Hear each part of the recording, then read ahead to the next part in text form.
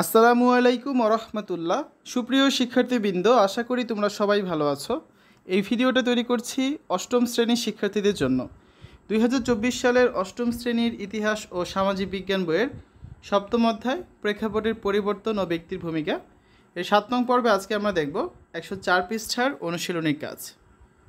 যারা এখনও অন্যান্য বিষয়ের ভিডিওগুলো দেখোনি তারা আমাদের চ্যানেলের প্লেলিস্ট অপশন থেকে ঘুরে আসতে পারো।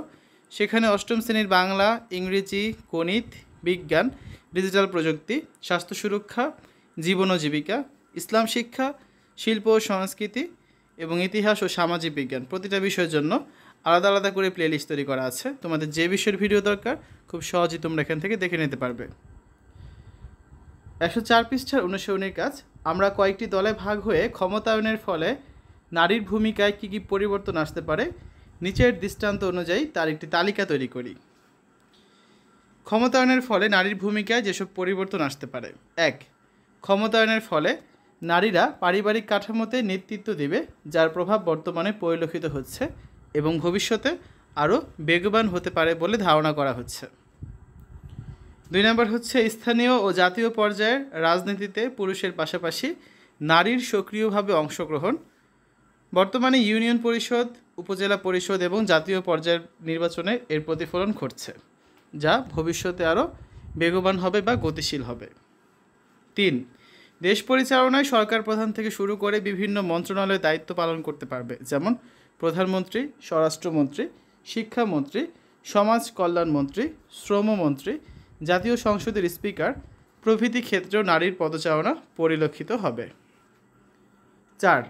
নারীকে ক্ষমতায়ন দেওয়া হলে তারা পর্বতশৃঙ্গ জয় করতে পারে।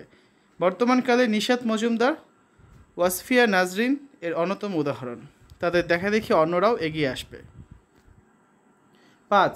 মহাকাশ গবেষণার ক্ষেত্রেও নারীরা গুরুত্বপূর্ণ ভূমিকা পালন করতে পারবে, যার প্রকৃষ্ট উদাহরণ বর্তমানকালে পরিলক্ষিত হচ্ছে এবং ভবিষ্যতে এটি আরও সুদৃঢ় প্রসারী হবে।